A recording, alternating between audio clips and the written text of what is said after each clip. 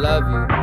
All the good times we had, I wish I could repeat them for the past 3 months. Love and feeling a little feeble.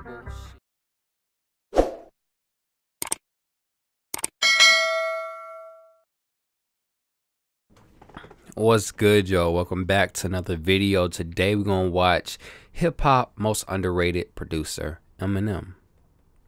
Let's get into this. Shout out to my boy. One of my favorite verses I keep popping in my head. Soon as I got taller, my dick shrunk smaller, my balls got larger. I drink more liquor to fuck you up quicker than you wanna fuck me up for saying the word nigga. Morals went president got oral sex in the Oval Office. And it's like, that was crazy. Oh, criminal. That shit was crazy. Oh, a bad guy who make fun of people that die in plane crashes as long as it doesn't happen to him. Slim Shady. He's sick as Kim. With Kim Kaban. The maniacs in. Something like that was crazy. Let's get into it. There's always a wariness that you'll be rendered a jack of all trades, but a master of none. Led by the idea that it's better to specialize in one field than it is to operate across the mediums, it's one of the more infuriating backhanded compliments that any creative can receive. But where this logic suffers a fatal blow is when you examine how Mr. Marshall Mathers straddles both rapping and producing. Welcome back to Hip Hop Madness. I'm your host, Pro the GOAT, and today we're going to be looking at Eminem. Is he hip-hop's most underrated producer? Let's get into it. Cited by large sections of hip-hop fans as the greatest to ever come within a mile radius of a mic, he is. M's continued dominance as an MC has been offset by his frequently under-publicized production work. Ever since he began to morph into an unlikely force in hip-hop, M's accolades as a producer have been low-key stacking up. On top of granting artists such as Akon, Lloyd Banks, and his Bad Meets Evil comrade Royce da 5'9", their biggest hits with Smack That, On Fire, and Lighters, respectively, M's reputation as a safe and capable pair of hands behind the boards has led him to racking up well over 100 production credits over his storied career. Drafted into making beats for the posthumous work of the Notorious B.I.G. and Tupac, as well as etching his name into Jay-Z's legacy with tracks such as the infamous Renegade, Moment of Clarity, and 8 Miles and Running, Shady's 360 approach to hip-hop gives him a unique distinction. In addition to being on many people's Mount Rushmore of MCs, M has produced for a whole host of those that share a spot right beside him. From Nas and Jadakiss to Sticky Fingers, Exhibit and Busta Rhymes, both Busta Rhymes, would you square dance with me? Cannabis. Cannabis. That was funny. I'm sorry, no disrespect to Cannabis. That was funny. That was funny. Somehow, the best-selling artist of the 2000s still finds himself sidelined when talk turns to the most prolific beatmakers. As well as granting Akon his biggest hit with Smack That, what M the producer's presence brings to the table was exemplified by the Convict Records Kingpin's version of events that he delivered to Hot 97, claiming that working with him made me look at the business different, because he was the first artist that I worked with that actually treated the business like a real job. Known to keep a rigid 9-to-5 schedule, M's work ethic is one key component in what makes him so good at what he does. And as we've seen throughout the years, this is something that he's tried to instill in his own artists at Shady Records while helping to bring their projects to life. Renowned as a workaholic, M's true strengths as a producer come in his ability to spread himself thin and yet refuse to craft something below his own seal of approval. Dating back to the era before 50 Cent's landmark Get Rich or Die Tryin', M told MTV News that, "I'm there doing the mix downs, and me and Dre are just overseeing the whole project, making sure that every song is hot." Across Obi Trice's platinum-selling Cheers, near enough D12's entire catalog, the work of Slaughterhouse and Yellow Wolf through to modern-day signees such as Conway the Machine, M has ensured that he plays an active role in constructing the musical DNA of their projects. All the while, these albums would be created in tandem with Shady's own artistic journey. And in most cases, this has resulted in M adding gold or platinum plaques to his own collection without the need for his name to be front and center. Despite this rare distinction, in which he acted as both label boss and producer, Shady's familiarity with the other side of the recording booth is still overlooked. As the years have passed, Shady has never stopped improving his craft. Along with his work with Griselda's Conway, M is charged ahead with adding more illustrious names to his credits, including his work with Nicki Minaj on 2018's Majesty. But his accomplishments as an MC have always eclipsed his work as a producer. On the one hand, it'd be easy to chalk this up to the fact that he's overshadowed by his mentor, Dr. Dre. As while M may be an incredible producer in his own right, it's impossible to outrun the hulking presence of the man that reshaped the sound of hip-hop in his own image in the 90s and early 2000s. But upon further inspection, the root of why M's beats go under the radar goes deeper. So I want to take a quick break to thank our friends at Keeps.com. For anyone that's endured a battle with thinning or receding hair, you know that it can take an immense toll on your self-esteem. Even if it hasn't affected you as of yet, 2 out of 3 guys will experience some form of looked on my YouTube, found out I have another new subscriber. Whoever that is, the best way to prevent that is by getting ahead of the problem. Keeps excels at doing just that, retaining the hair that you have, and in some cases, promoting growth within the 100,000 men that have put their faith in the product. And in most cases, results will begin to surface within just 4 to 6 months. Years ago, taking action against hair loss will come with the added stigma of having to go to the doctor's office, get signed off on a prescription, and agonizingly wait in line for it. Courtesy of Keeps, all of these additional stresses have been banished, as this consistently 5-star rated product will be delivered right to your door every 3 months. So if you're ready to take action and prevent hair loss, go to keeps.com/HHM or click the link in the description to receive 50% off your first order. During an interview with former Shady signee King Crooked, Crooked told M that he went down a wormhole on your production credits and asked whether he felt that he was unfairly discounted from the conversation around the best producer rappers. In response, M said that, I don't know. I love to make beats, right? And over the years I had learned how to produce and probably made some of my biggest songs. Right. And was just doing what felt right. It's fun for me to make beats, but it's not as fun as rap is.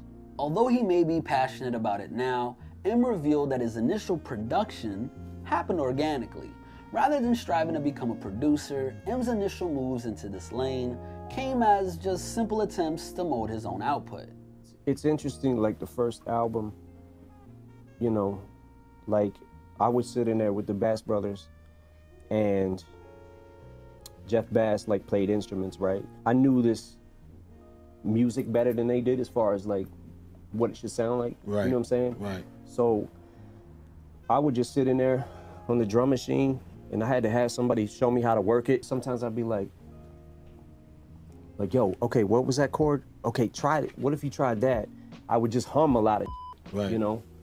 And that's how I started making the beats. And Dre was like, yo, you're producing. That's producing. And I was like, it is? Oh, okay, cool. Notably, M doesn't spend hours agonizing over each and every track. At regular intervals, he delegates, offering a rough outline of where the assembled beatmaker should head. He comes in sometimes, not to be like, do this, do that, just to vibe a little. Regular collaborator Lawrence Jr. told Rolling Stone, we create the music, they deal with the vocals, whether it's him by himself or him with Dre. Generally speaking, this isn't uncommon for producer rappers. From Q-Tip to Kanye, there's plenty of times in which a famed multidisciplined artist I want to make a song with him one day. But doing so doesn't diminish their status as a producer in the same way that M seems to. As a result, a 2008 interview with Shade 45 saw M suggest that his production being overlooked comes from his own built-in reluctance to shout about it. I don't know if everybody knows that I make beats. Yeah. Or everybody knows that, based off how we're talking now, I would never just come out and say, yo, I did the beat for this and I did the beat for this. You know, Dre has given me the freedom to, more than I ever could have dreamt on the first album, with being able to make some of my own beats on that album, you know, and then the Marshall Mathers LP. And I didn't even know at the time what I was doing. Whether he's outsourcing to other producers or holding down the boards himself, One thing that doesn't really change is that M remains hands-on with the whole process. Perhaps as a byproduct of this approach, many of M's greatest beats, as well as part of the reason that he's regularly overlooked, is that he arguably works best within a creative partnership. Long before Dr. Dre plucked M from obscurity and saved his own career in the process, M's talents were being overseen by FBT Productions, otherwise known as the Bass Brothers. Comprised of Mark and Jeff Bass, this duo had a hand in M's career from the often forgotten Infinite all the way through to brief work in 2009's Relapse. Elsewhere, his extensive list of collaborations with Louis Resto has helped to expand his musical horizons and given way to not only countless tracks on his own records, including hits such as Mockingbird, Like Toy Soldiers, and the Academy Award-winning Lose Yourself, but also some of the seminal Shady Records output that I've referenced earlier. Eternally underrated as he may be, it's important to remember that in 2004, M found himself entrusted with another icon's legacy. Whatever your feelings on posthumous records may be, it's hard to deny that when it came to Loyal to the Game, a great deal of attention was paid to capturing the spirit of Tupac for fans new and old. Tasked with sifting through the maze of master tapes that Tupac left behind in order to bring his sound into a new landscape, it was a responsibility that M, the hip-hop historian, treated with the utmost care. I wrote to Afeni and said, "Please consider letting me produce this album," he told MTV News. As a longtime fan of Tupac, his music, his persona, his everything, to be able to produce 1 or 2 tracks is a dream. So I just basically dropped a little note to her letting her know what her son meant to me, as well as a lot of other people in the industry. She gave me the green light and I was like, thank you for the opportunity. I was given some Tupac acapellas and just went crazy with them, Shady said. It's been a long time dream for me to be able to get to a level of being able to produce not only other artists, but somebody that I looked up to in general. Left in awe of being given the keys to the kingdom, it's telling that M, the most successful hip-hop artist of all time, was so honored to receive permission. But as he informed Sway, it's this ability to craft beats for his favorite artists that gives him a greater feeling of satisfaction than any platinum plaque ever could. To make the beat for Nas, like to do anything like that, making a beat for Redman, it was like, I'm making a beat for Redman. Yeah. And those guys are like some of my favorites of all time. Like, obviously, any accolades or anything that ever comes with this territory, man, I'm always appreciative of. I love it. You know, it's great. It's like me making a beat for Kanye West. I'm gonna be like, oh my god, that you know, is hands down. Or Q-Tip, like, oh my god. Anything that Busta Rhymes, oh my god. You get it? To make a beat or rhyme only real with some of real my rap idols friends will get, oh my is god, incredible to me. So that to me is where I get the most excitement doing.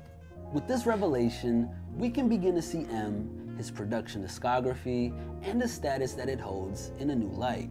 Whether he's overshadowed in this realm by his mentor Dr. Dre, or he's overlooked in general, doesn't really matter to him.